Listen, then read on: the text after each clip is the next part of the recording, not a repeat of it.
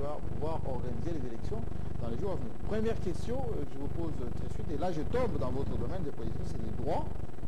La Cour constitutionnelle s'était proclamée, ou plutôt exprimée, sur l'interprétation de l'article 70 de la Constitution, qui dit bien qu'à la fin de son mandat, le président en exercice continue. Alors, expliquez-nous un tout petit peu qu'est-ce qu'on appelle empêchement du président de la République.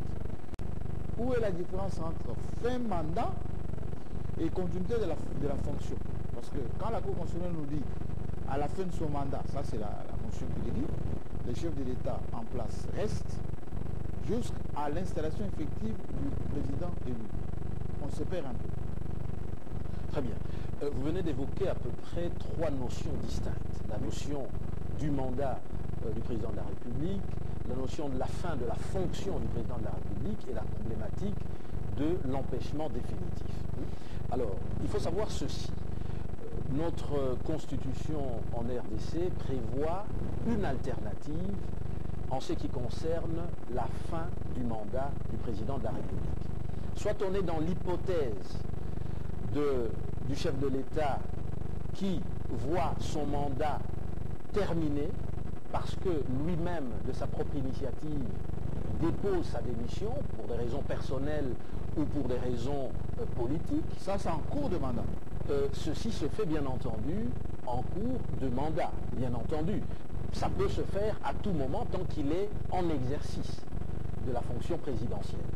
Alors, dans cette hypothèse qui est prévue d'ailleurs à l'article 75 de la Constitution, le président du Sénat se voit investi des pouvoirs présidentiels limités avec comme objectif de organiser dans un délai qui d'ailleurs ne peut pas dépasser 120 jours les élections présidentielles.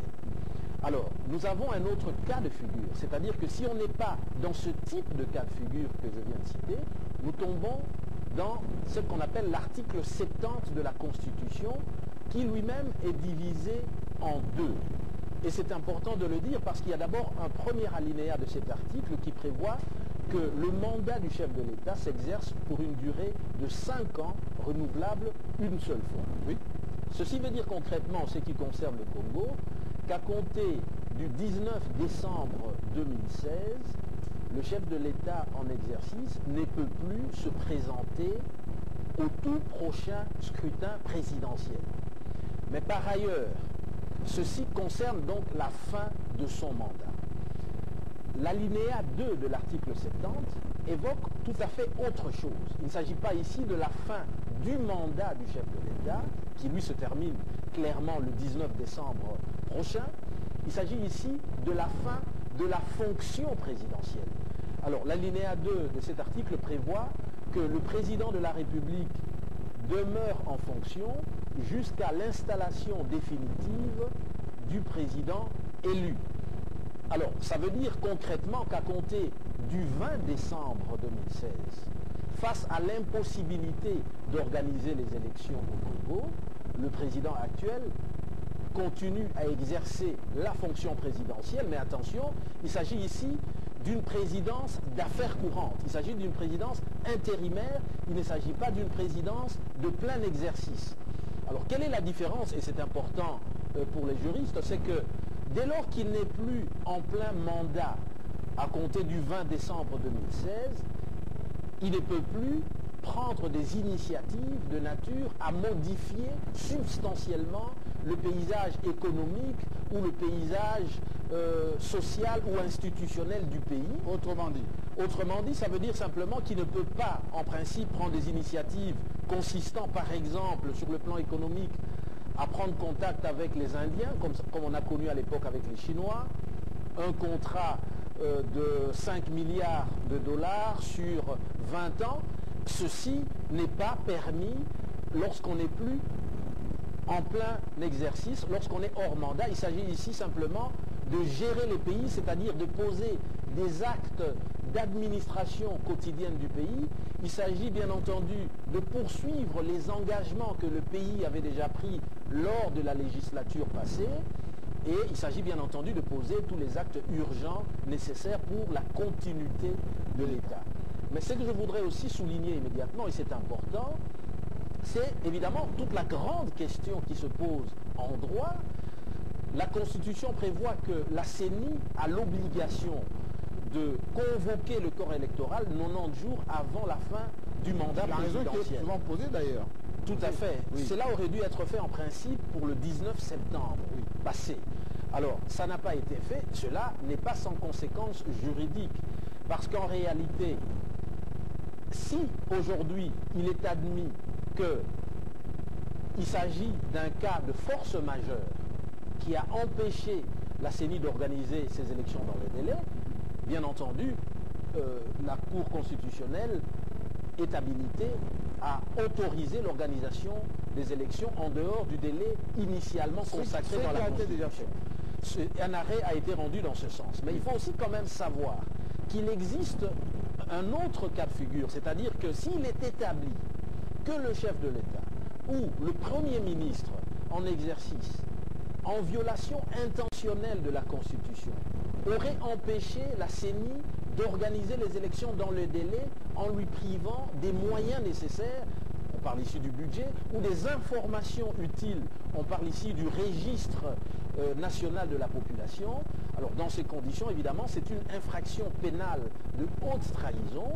Il appartiendra aux députés, la majorité ou de l'opposition, d'initier, sur base des éléments de preuve avérés, des poursuites devant la Cour constitutionnelle qui, à ce moment-là, se transforme en juridiction pénale, qui peut condamner à une peine d'emprisonnement et qui peut même décider la déchéance des fonctions, soit du président de la République ou du Premier ministre. Donc c'est le seul cas où l'on peut imaginer qu'après le 20 décembre, malgré que l'article 70 alinéa 2 prévoit que le président de la République continue à exercer la fonction présidentielle, mais dans ce type de cas de figure, seule la Cour constitutionnelle, agissant comme juge pénal, peut déchoir le chef de l'État de ses fonctions dès lors qu'il serait établi qu'il aurait intentionnellement empêché la CENI d'organiser les élections. Merci beaucoup, mais c'était un détail très important avant qu'on puisse inviter maintenant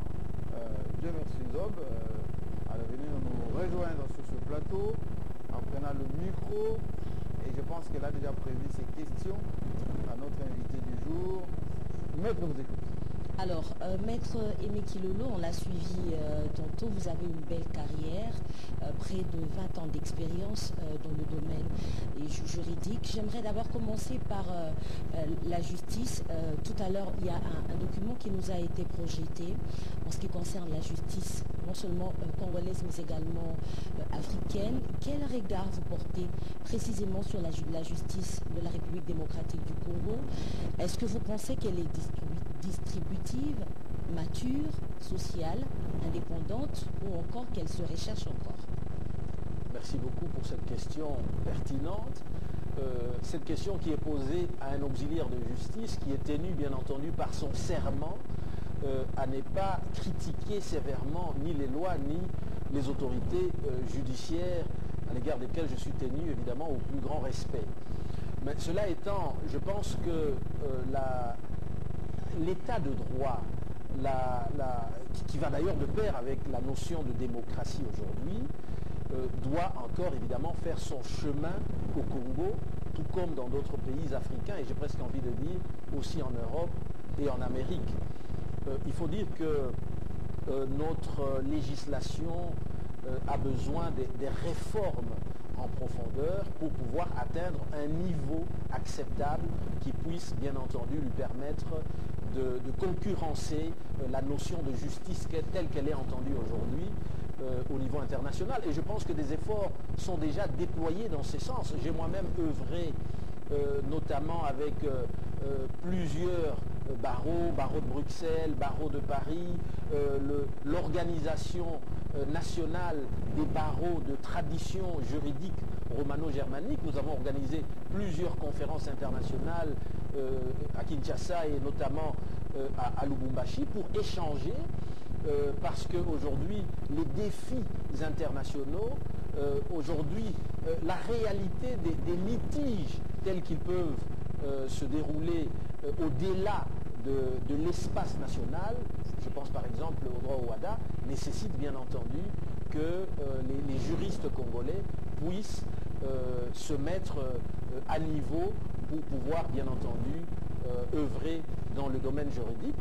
Mais je dirais bien entendu que aujourd'hui, il y a beaucoup de choses qu'il faut faire, notamment en matière, par exemple, des conflits armés. J'ai suivi d'ailleurs hier dans le discours à la nation du chef de l'État qui évoquait une forme de fragilisation de la sécurité au pays, compte tenu notamment des activités liées à certains groupes armés à l'intérieur du pays, à des menaces armées qui viennent de l'extérieur du pays, mais aussi à des conflits interethniques qui, bien entendu, entraînent des viols, entraînent de meurtres, entraînent de pillages.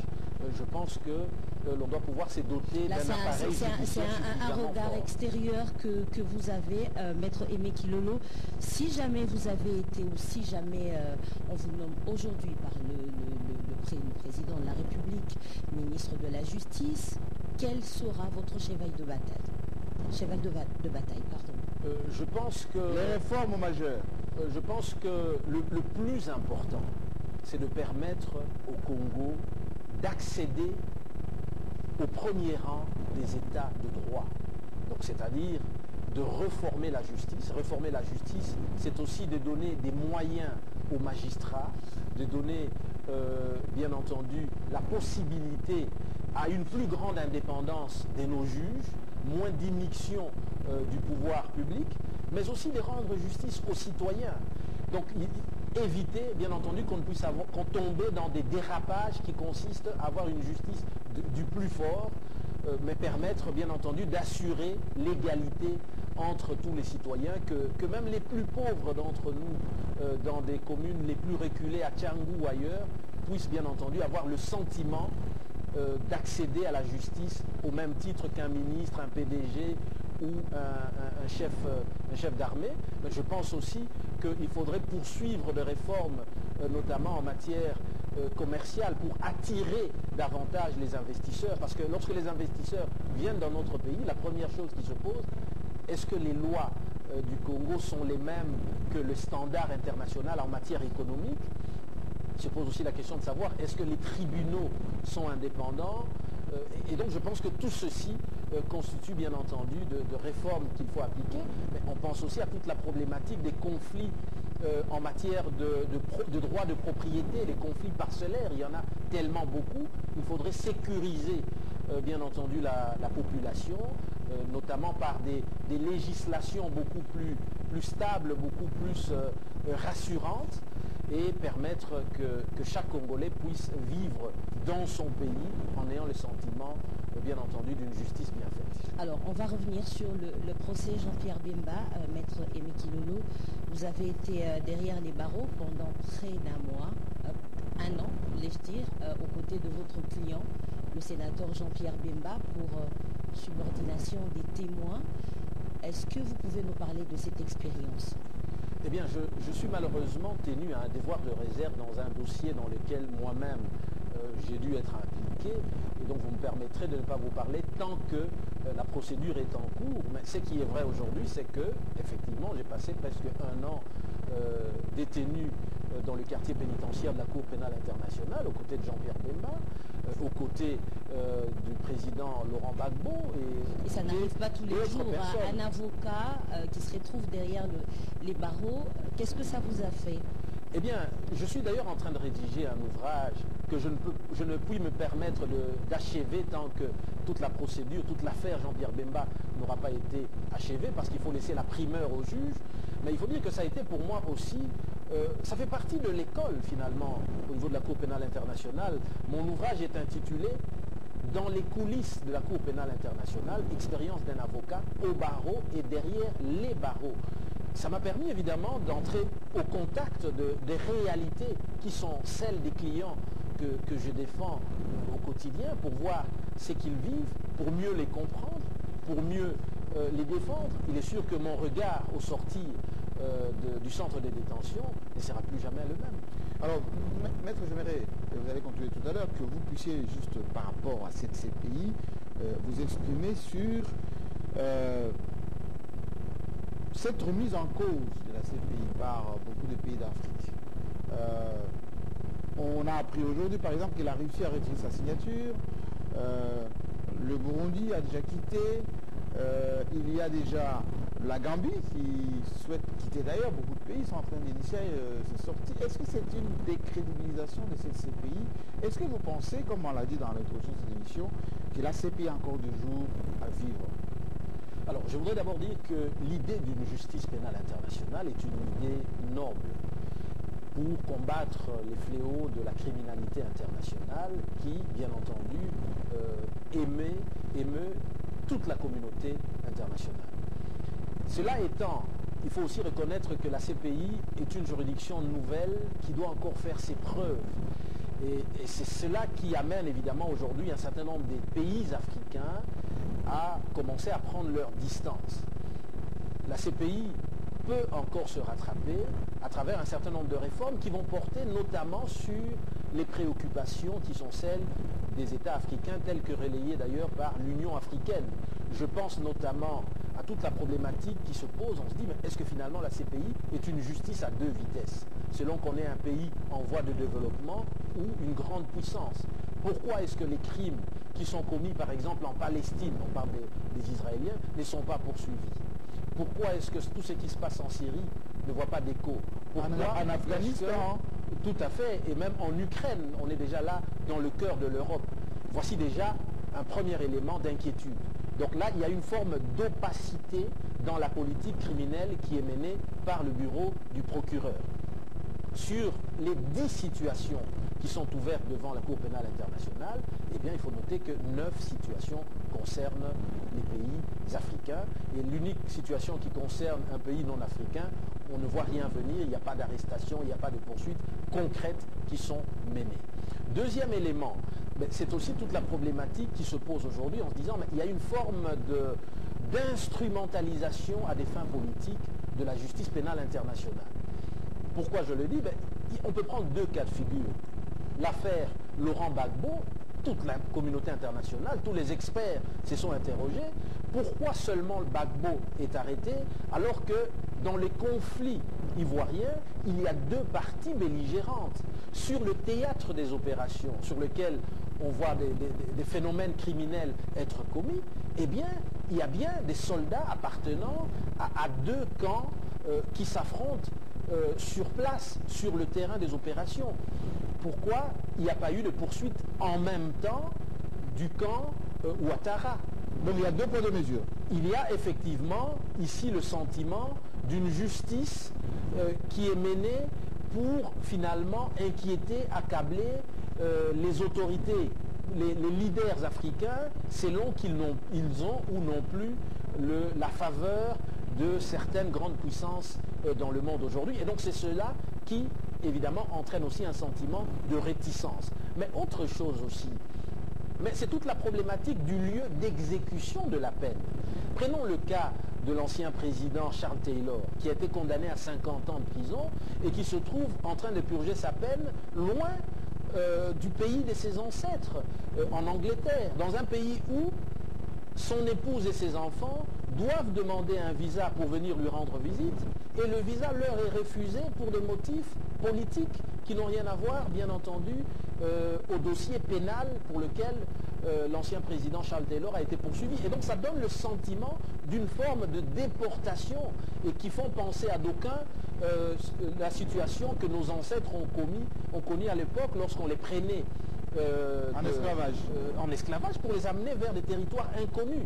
Et donc il y a là un sentiment profond d'injustice. Vous savez qu'il y a un adage en droit anglo-saxon qui dit la justice doit non seulement être rendue, mais aussi elle doit donner le sentiment d'avoir été effectivement rendue. Qu'en est-il bien entendu du droit des condamnés à une visite, à une vie familiale? Donc voilà aussi un des problèmes qui se pose. Mais l'autre grand problème majeur, oui, mais c'est aussi toute la problématique de la détention préventive. Lorsqu'une personne est détenue devant la Cour pénale internationale, c'est souvent des Africains, lorsqu'ils demandent sa mise en liberté, qui est d'ailleurs une des premières garanties du droit au procès équitable, eh bien le sentiment, il faut voir les arguments que les avocats invoquent. On dit, écoutez, nous demandons qu'il soit libéré dans un pays européen parce que c'est plus rassurant pour vous, c'est plus près du siège de la Cour pénale internationale. Et la Cour pénale internationale vous dit, mais écoutez, moi, je suis une juridiction, je vous ai détenu dans la prison de la CPI, mais c'est une prison extraterritoriale. Donc je n'ai pas de compétence de décider de vous libérer et de dire que votre mise en liberté provisoire sera exécutée dans X État parti au traité de Rome. Il faut demander l'autorisation et la coopération du gouvernement du pays dans lequel vous souhaitez voir exécuter votre mise en liberté provisoire. Mais ça veut aussi dire qu'il y a là une immixtion du pouvoir politique dans la justice internationale qui, pour des raisons de convenance politique, va finalement s'opposer à la matérialisation d'une remise en liberté. On a vu dans le cas du sénateur Jean-Pierre Bemba, le 9 août 2009, j'avais obtenu sa remise en liberté, il y avait une décision qui avait été rendue, mais il fallait encore contacter plusieurs États, la Belgique, le Portugal et d'autres, qui, à ce moment-là, compte tenu de la conjoncture de politique internationale du moment, avaient tout simplement refusé de l'accueillir sur leur territoire. Et donc là aussi, c'est le sentiment de dire, mais finalement, est-ce que la justice, la Cour pénale internationale est prête de fonctionner comme une juridiction pénale ordinaire telle qu'on le voit? Merci bien. Alors, oui, j'aimerais quand même qu'il revienne sur le livre sur lequel il est en train de travailler depuis qu'il est sorti de prison. Est-ce que ce n'est pas une façon pour vous, Maître Kilolo, de régler les comptes à la Cour pénale internationale en écrivant ce livre? Pas du tout. Vous savez, je suis un auxiliaire de justice. Au moment où nous parlons, je suis toujours conseil auprès de la Cour pénale internationale. Si je le suis, c'est parce que j'y ai adhéré volontairement. C'est parce que je crois bien entendu à l'idée de justice, à l'idée d'une justice internationale pour tous. Mais je pense simplement qu'il y a un certain nombre de réformes qu'il faudrait faire. Et à travers mon ouvrage, bien entendu, je vais proposer de manière constructive un certain nombre de réformes pour permettre à la Cour pénale internationale d'aller de l'avant. Et je voudrais aussi souligner le fait que je me suis toujours érigé contre les traits enflammés de l'injustice, et ça va être pour moi l'occasion, bien entendu, de dénoncer un certain nombre de dysfonctionnements constatés au niveau de la Cour pénale internationale et proposer des solutions. Je pense notamment aux enquêtes qui sont menées par le bureau du procureur. Lorsqu'il doit mener des enquêtes, aller chercher des témoins dans des villages reculés, de témoins dont le niveau de vie ne dépasse pas parfois 20 ou 50 dollars par mois, et leur proposer, par le biais de mécanismes de protection, de les prendre en charge, de scolariser tous leurs enfants, de leur assurer pendant quelques années un revenu peut-être de 2000 euros par mois, ce qui dépasse de loin ce que toucherait un cadre de banque à Kinshasa. Vous voyez très bien qu'il s'agit là d'un système qui pourrait avoir des effets pervers, parce qu'à ce moment-là, tout le monde s'interroge, est-ce que ces témoins du procureur, finalement, viennent-ils témoigner pour dire la vérité ou participer plutôt à un marché qui leur permette d'accéder à un meilleur niveau de vie? Voici évidemment toute une série de réformes qu'il faudra faire, parce que nous avons aussi un système, il existe un système de protection des témoins dans d'autres États modernes, tels qu'en France, en Belgique, ça se passe autrement, et ça garantit mieux, bien entendu, l'équité de la procédure en justice. À quand la fin du procès, quand on sait que le sénateur Jean-Pierre Bemba a été condamné à 18 ans, 18 ans si je ne me trompe, 18 années de prison, et vous avez interjeté appel, vous serez face à 3 procureurs. Comment ça va se passer? Quels sont les arguments que vous allez avancer? Eh bien, il faut dire que depuis que j'ai été moi-même inquiété dans le dossier connexe dans l'affaire Jean-Pierre Bemba, j'ai passé la main, bien entendu, à celui qui a été pendant plusieurs années mon assistant dans ce dossier. Jean-Pierre Bemba a effectivement interjeté appel. Ce qu'il faut noter surtout, c'est que lorsqu'on est condamné à 18 ans pour une personne qui a déjà passé environ 9 ans en détention, en réalité, il faut compter que l'on est censé être libérable après 2 tiers, donc ça veut dire qu'il ne lui resterait en théorie qu'environ 3 ans.